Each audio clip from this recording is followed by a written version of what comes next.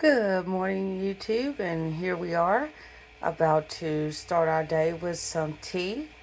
Here, we did not clean it out the last time we used it, so we're going to do that now. And instead of throwing it in the garbage, we're going to put it in the compost bin to go outside. We have a compost container. If you hear in the back, that's the water going to come up to a boil. So we're going to get this cleaned out and prepped with some warm water. So when we pour the hot water in there, it will not crack. And just to show you, there it is. We cleaned out the French press, and there's our compost bin. Not the prettiest thing that you ever see, but it does work. And today, my husband will take that outside and add it to our outside compost. And I guess this will be like a garbage bin, or the only thing that's in there is like produce and tea. We used to do coffee, but the chickens like to get over in the compost, and I don't think coffee they can have, so I don't do the coffee as much anymore unless it's at the very bottom. We usually just put the tea in there, and I read that chickens are okay with tea. And I just do the loose leaf tea, not the tea bags, just the loose leaf tea. So there's that. And come around over here. That's the French press cleaned out, and I prepped it with some hot water so that way it won't crack. And we always multi-purpose, so if we're gonna do uh, tea for me, we also go ahead and make a tea for the home for everyone's consumption, and give it time to cool. So we'll be right back. Now, as you can see, there's probably about 2 tablespoons worth of um, white pomegranate tea, which is my favorite tea to put through the French press so far. Most tasteful tea, I should say, I've tried. I've tried a regular tea and this tea, and I have a oolong tea that I haven't tried yet. So we're going to add the hot water.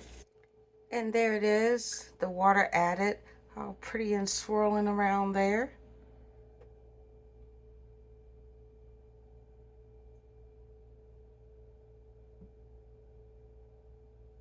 Such a pretty tea.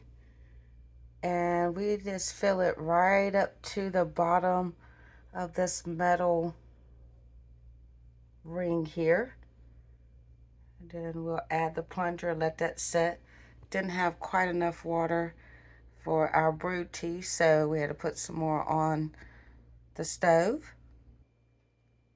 The funniest thing about the tea, the white pomegranate tea, for 1.75 ounces, which makes approximately 30 cups, it says on the bag was $8.39. And I bought that from a local store, and that was many, many years ago. So I'm almost out and kind of scared to even imagine how much it will be now to replace it. But I want to go through all of my teas before replacing that one bag, because I'm sure it's not $8.39 now.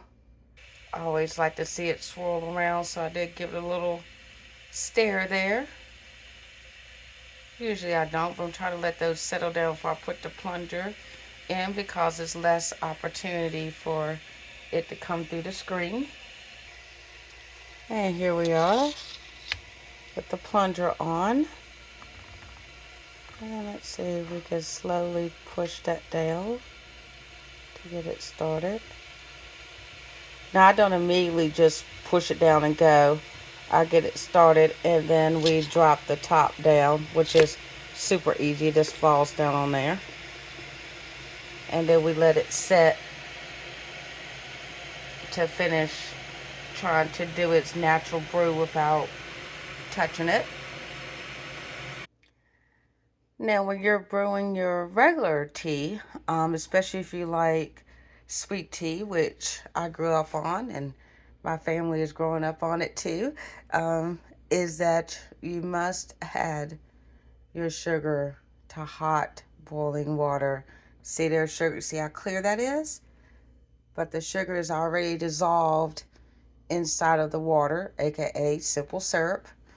And then you add your tea bag, so that way your tea is flavored or sweetened. If you add it when it's cold, no, no, big no, no. Especially, the way I grew up in the South. We don't add sugar to cold tea because then you're just stuck with a pile of sugar at the bottom of your tea. We've always added it to the hot water and dissolved it first and then add the tea bag. Same with if you're making, kind of like when you're making your tea in a mug or a teacup. Um, you know how the sugar dissolves in the hot tea? Well, same concept here. When you're making tea that's going to be cooled for the refrigerator, we always go ahead and melt that sugar first. My helper has went ahead and added the tea bag also. Now, when we add the tea bag, as you can see, it's starting to release its tea. We always leave a little part hanging off the top with the lid catty corner on it.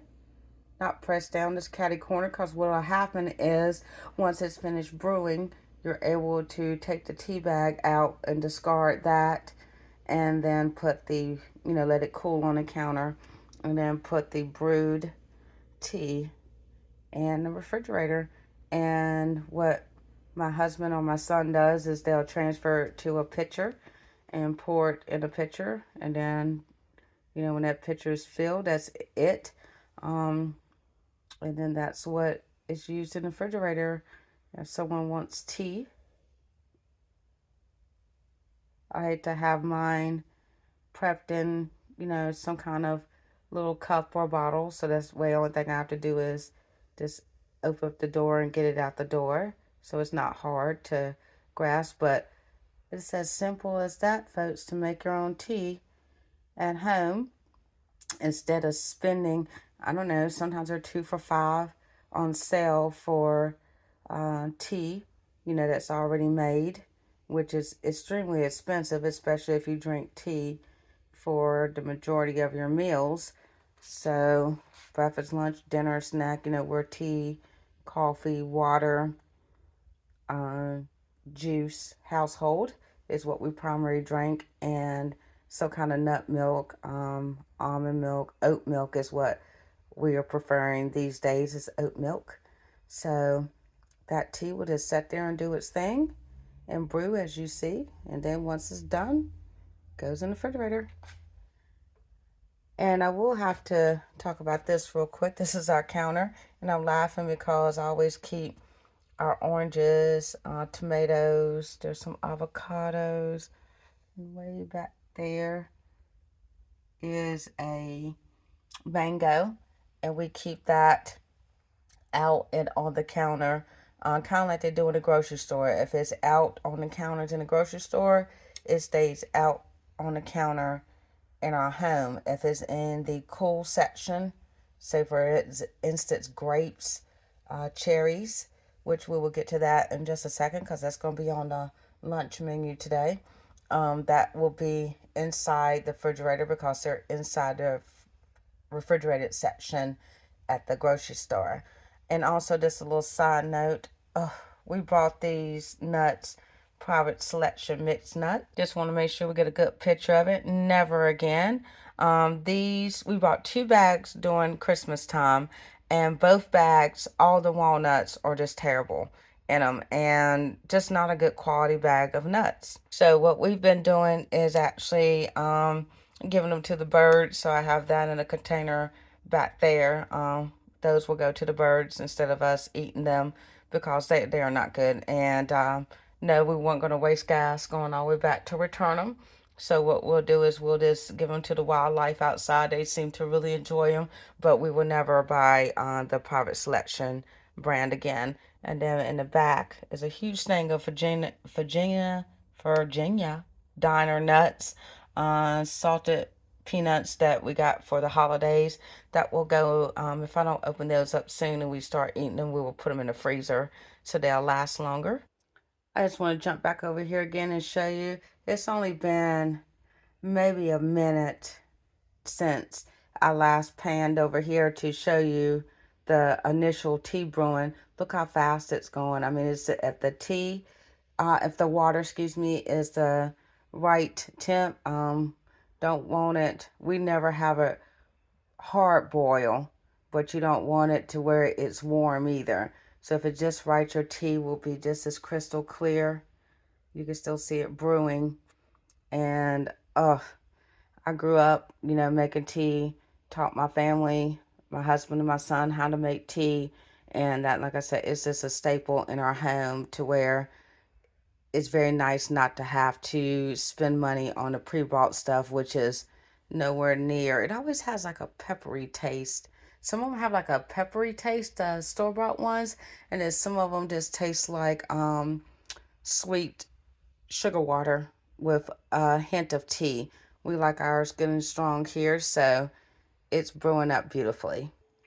Now, jumping over to what we're going to have for brunch, or what I'm going to have. My son probably will have something different. But for me, we always keep prepped spinach. We buy the back spinach, and then we go ahead and cut the stems off because it's just easier not to eat those hard stems, and prep it, wash it again, even though it says it's washed.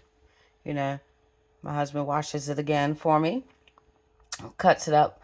The key is to put it on a paper towel after it's drained, so that way it doesn't get all slimy, start to break down.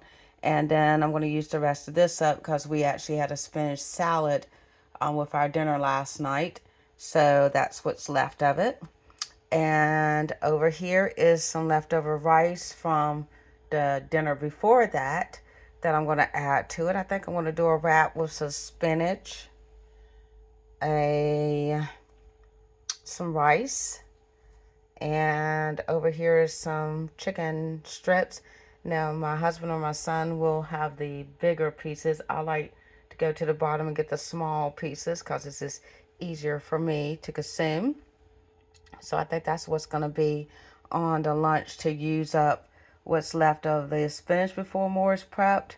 To use up, probably won't use all that rice on mine. I don't think I will, and I don't think my son will be a fan, which I know he will not be with rice on his, so he won't be using that. So I'll use half and then save the other half for tomorrow. And then we'll get these cooked up. And I want to be honest, I think we're going to add these to the air fryer, the rice and the chicken tenders to the air fryer, so that way it'll all heat up fairly quickly and get this brunch started. Okay, we went ahead and got our shell out here and spread it with some Duke's mayo. Now this, a while back, was on sale, and went ahead and picked that up. Really good. I like it. It does got a hint of lime to it. And like I said, it was new back then. I've had it for quite some time and thought, as you can see, yep, had to pull that up out the pantry to go ahead and get that used up. But yes, it's good. So I'm going to put it on this wrap and see how it tastes on the wrap. I've never had it on a wrap, but I've had it. We've used it to make coleslaw with it. Other wraps, not with rice, but the rice is basmati rice with tons of garlic in it. That when my husband made it, he put lots of garlic, which is delicious. So I think that will be good with the hint of lime mayo.